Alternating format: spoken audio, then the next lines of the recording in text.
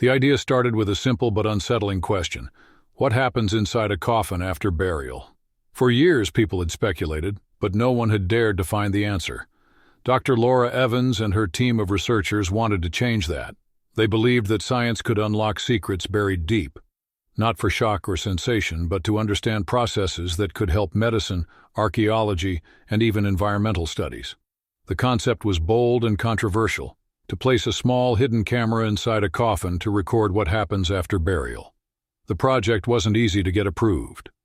Many thought it was disrespectful, while others dismissed it as unnecessary. But after months of debate, the team was finally given the green light, thanks to the support of Mr. Thomas Rayner. Thomas, a retired botanist, had been diagnosed with a terminal illness. At 78, he had come to terms with his fate and wanted his death to contribute to something meaningful. "If this helps science, I'm all for it," he had said with a smile, his calm acceptance inspiring the team. On the day of the burial, Thomas's family gathered to say their goodbyes. It was a quiet, emotional ceremony with tears and heartfelt tributes. Dr. Evans and her team stood at a respectful distance, watching as the casket was lowered into the ground. Inside the coffin, the tiny high-definition camera was already active, its lens ready to capture what no one had ever seen. Back at the lab, the live feed began, showing the still interior of the coffin. The experiment had officially begun. Hours passed and the camera's feed showed nothing unusual. The interior of the coffin was still, the soft fabric of the lining untouched. The scientists at the lab observed quietly, taking detailed notes. For now, the experiment seemed uneventful, just as they had expected. But even in the absence of activity, there was a sense of tension in the room. Each of them knew this had never been done before. Anything could happen. Dr. Evans sat at her desk, reviewing the live footage. She reminded herself and the team that patience was key. The early stages of the experiment were unlikely to reveal much. Still, the faint hum of the equipment and the steady green glow of the camera filled the room with an almost eerie silence. They were used to data and logic, but now there was an unspoken anticipation hanging in the air. About 6 hours in, one of the technicians, Michael, frowned at the monitor. "Did anyone else see that?" he asked softly, his voice breaking the silence. The team immediately turned their eyes to the screen. There was nothing there, just the same still image of the coffin's interior. "Maybe it was a glitch," someone suggested. But Michael rewound the footage. Frame by frame, they watched closely. It was subtle, almost imperceptible, a faint flicker near the edge of the screen. It could have been a trick of the light, a brief disruption in the signal, yet it didn't look like a normal interference. Dr. Evans leaned closer, her expression serious. "Note it down," she instructed. "Let's keep watching." The room grew quieter still. Whatever had caused the flicker left the team uneasy. Was it just a technical hiccup, or was it the beginning of something none of them had anticipated? No one voiced their thoughts, but the question lingered silently in their minds. By the 12th hour, the lab was tense, the air thick with a mix of curiosity and unease. The earlier flicker had been dismissed as a possible technical glitch, but it had left a mark on the team's minds. Now, every second felt heavier, every moment watched with increased focus. The camera's feed remained clear, showing the motionless coffin interior, but no one could shake the feeling that something was just beneath the surface, something they couldn't explain. Suddenly, a faint sound broke the silence. It was soft, almost inaudible at first, like a gentle tap against wood. The team froze, exchanging uneasy glances. The sound came again, this time louder, deliberate. "What was that?" Michael whispered, his voice barely above a breath. No one answered. They all leaned closer to the monitors, straining to hear. The tapping continued, rhythmic and steady. It wasn't random, nor did it sound like the natural settling of wood or soil. Dr. Evans raised her hand for silence, her sharp eyes fixed on the screen. The sound paused for a moment, then resumed, almost as if it were following a pattern. "Could it be interference from the environment?" another scientist suggested, though their voice wavered with doubt. Dr. Evans didn't respond immediately. Instead, she gestured for the audio to be amplified. The tapping grew clearer, and with it came a subtle vibration in the feed, as if the camera itself had picked up the movement. The sound stopped as suddenly as it had started, leaving the room in a hushed, uneasy silence. The team remained frozen, waiting for something else to happen. Dr. Evans finally broke the tension. "Mark this in the logs," she said firmly, though her voice betrayed a trace of unease. "Keep monitoring." The room settled back into a strained quiet, but the atmosphere had changed. What had started as a calm, methodical experiment now felt charged with the unknown. Each member of the team sat on edge, unsure of what they might see, or hear, next. By the 18th hour, the tension in the lab had grown unbearable. The earlier tapping had left the team shaken, but the feed had returned to an eerie stillness. The scientists worked quietly, reviewing the footage over and over, looking for any logical explanation. Yet the more they analyzed, the less certain they became. The taps weren't random. They had a rhythm, almost intentional, and it made no sense.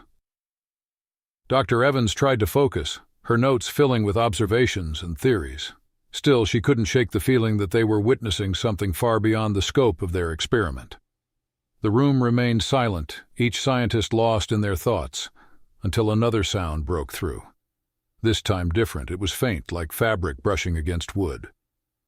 The noise was soft but steady, growing louder as the moments passed. The burial shroud on the screen shifted ever so slightly, its edge lifting and falling back, as though disturbed by an unseen force. The team watched in stunned silence, their breaths held. That's movement," Michael said, breaking the silence, his voice shaky. "There's no airflow down there. Nothing should be moving." Dr. Evans nodded slowly, her eyes fixed on the screen. "Replay it," she instructed. The footage was rewound and played back in slow motion. The shroud's subtle movements were undeniable, but there was no visible cause. No breeze, no mechanical interference, just a quiet, inexplicable disturbance. The sound of brushing fabric stopped abruptly, and the shroud stilled once more. The team exchanged uneasy glances, the gravity of the situation sinking in. Dr. Evans leaned back in her chair, her mind racing. "Log everything," she said finally, her voice steady but low. "We're not making assumptions yet." The lab fell into a tense quiet again, but the unease was palpable. The earlier flicker, the tapping, the movement, it was all beginning to form a pattern, one they didn't yet understand. And though no one said it out loud, the same thought lingered in everyone's mind. This was only the beginning. By the 24th hour, the unease in the lab had turned into a palpable tension. The earlier movements and sounds replayed in their minds like a haunting melody they couldn't ignore. For hours, the coffin feed remained still, the burial shroud undisturbed. Yet instead of reassurance, the stillness only deepened the scientists' apprehension. It felt unnatural, as though the silence itself was waiting for something. Suddenly the camera flickered. This time, it wasn't a quick disruption. The screen went black for several seconds before returning, the feed slightly distorted. When the image stabilized, the shroud was no longer lying flat. It had shifted visibly, bunched at the edges, as though it had been tugged. The team sat frozen, their eyes glued to the monitor. "What's causing this?" one of the scientists asked, his voice trembling. No one answered. Dr. Evans leaned forward, her face pale but focused. "Replay the moment just before the flicker," she instructed. The footage showed the shroud perfectly still, and then the camera cut out. There was no visible movement, no cause for what they were now seeing. The room was silent, except for the soft hum of the equipment. Then a low sound broke through the speakers. It was faint at first, but it grew louder. A soft, rhythmic vibration. It wasn't tapping this time. It sounded deeper, heavier, almost like a heartbeat. The team exchanged nervous glances, each of them feeling the same growing dread. "Run a diagnostic, Doctor," Evans said, her voice steady but tense. "Make sure it's not feedback from the equipment." But even as she spoke, she knew the sound wasn't mechanical. It was too organic, too deliberate. The sound stopped abruptly, and the lab fell into silence once more. The scientists stared at the screen, waiting for something, anything, to happen. The shroud remained still, the feed clear, but the atmosphere in the room had shifted. Whatever was happening down there, it was beyond their control. Dr. Evans jotted down notes, her pen trembling slightly. "Let's stay focused," she said firmly, though the unease in her voice was unmistakable. Deep down, they all knew the experiment was taking a turn they hadn't prepared for, and whatever came next, they weren't sure they were ready to face it. By the 30th hour, exhaustion was creeping into the lab, but no one dared to leave their post.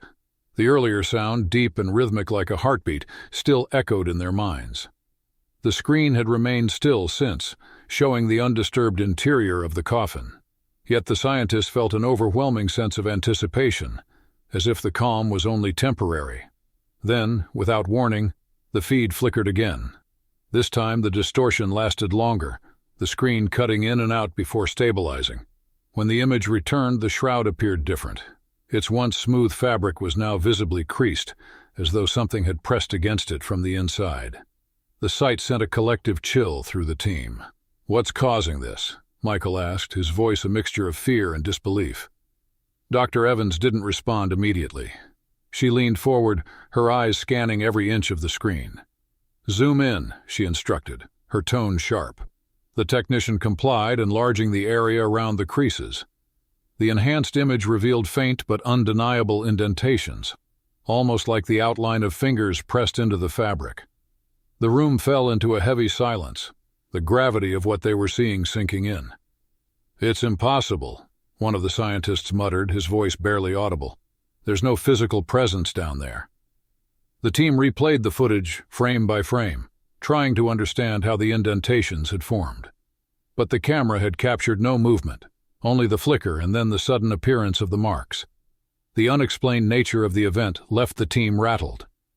As they debated theories, the audio feed picked up another sound. It was faint at first, like a soft whisper, but it grew clearer with each passing second. The words were indistinct, but the tone was unmistakably human, low, murmuring, and unsettling. Dr. Evans felt a chill run down her spine. "Amplify it," she said quietly. The sound was enhanced, but the words remained incomprehensible. The murmuring continued for several minutes before fading into silence. The shroud, too, remained still, the indentations fading back into the fabric as if they had never existed. Dr. Evans stood silently, her arms crossed tightly. "We're documenting phenomena that defy explanation," she said, more to herself than the team. "But this is beyond anything we prepared for." The others nodded in silent agreement, their expressions a mix of fear and fascination. The experiment was no longer just about observation. It was veering into uncharted territory, and none of them knew what to expect next. By the 36th hour, the atmosphere in the lab was electric with unease. Each scientist sat at their station, their eyes glued to the screen, waiting for the next inexplicable event. The earlier murmurs and indentations had shaken their confidence, leaving them questioning the limits of their understanding. Dr. Evans, usually calm and composed, now paced the room, her mind racing through possibilities. Every rational explanation felt inadequate. The feed, which had been still for several hours, suddenly showed movement again. It wasn't subtle this time. The shroud shifted, bunching up at the center before falling flat again. The motion was deliberate, almost forceful, as if something beneath it had stirred. The team collectively gasped, their breaths held as they watched the screen.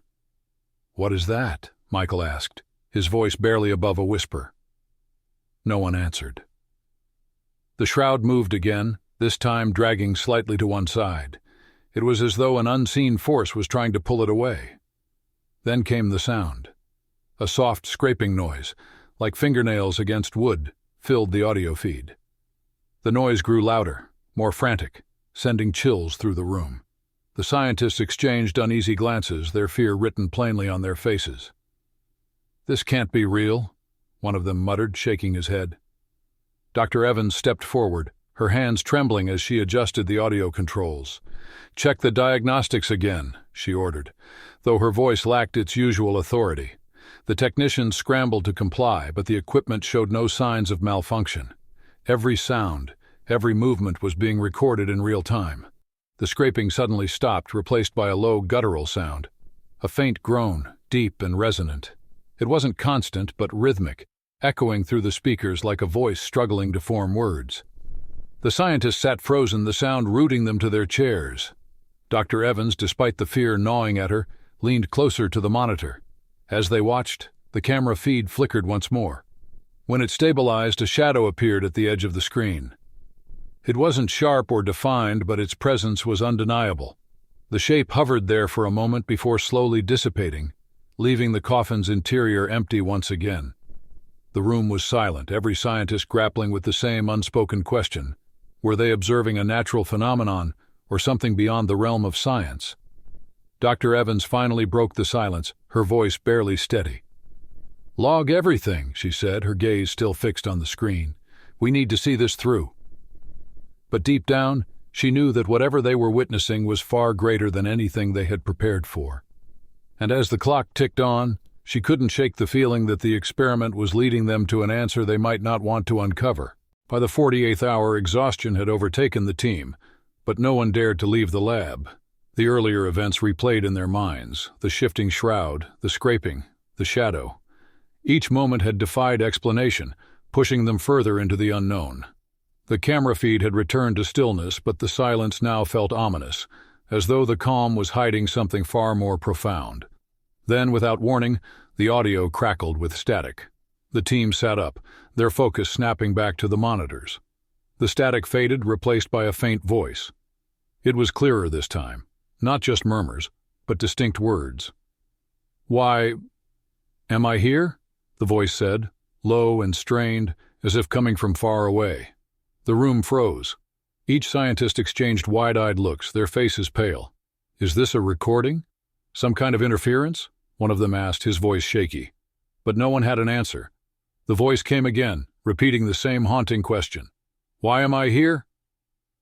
Dr. Evans stepped forward, her hands gripping the edge of the desk. "Amplify it," she said, her tone sharp but trembling. The sound was enhanced, the words now chillingly clear. The team stared at the screen, but the image showed nothing unusual, just the interior of the coffin, still and undisturbed. As they watched, the burial shroud began to move once more. This time it wasn't a subtle shift.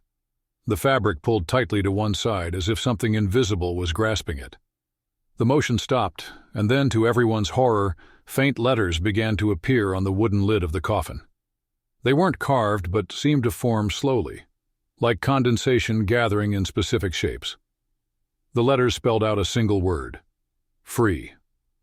The air in the lab grew heavy, as if the weight of what they were witnessing pressed down on them all. One of the technicians stood abruptly, his chair scraping against the floor. "This isn't possible," he said, his voice breaking. "This can't be happening." Dr. Evans remained silent, her eyes fixed on the screen. Her mind raced, searching for any logical explanation, but none came. The word lingered on the lid for several seconds before it began to fade, the shroud falling still once more. The coffin returned to its earlier stillness, yet the tension in the room was unbearable. The voice came one final time, soft but resolute. "Thank you." And then, the feed cut out entirely. No static, no flicker, just a blank screen. The team scrambled to restore it, but their efforts were in vain. The equipment showed no signs of malfunction, yet the connection was gone. Dr. Evans finally sank into her chair, her hands trembling. "We've documented everything," she said quietly. "But what have we witnessed?" The team sat in stunned silence, each grappling with the same unanswered question. The experiment had begun as a quest for knowledge, but it had ended with something far more profound. Whatever the truth was, it had left them with more questions than answers, and the unsettling realization that some mysteries might never be fully understood. Subscribe and press the bell icon so that you never miss the amazing video.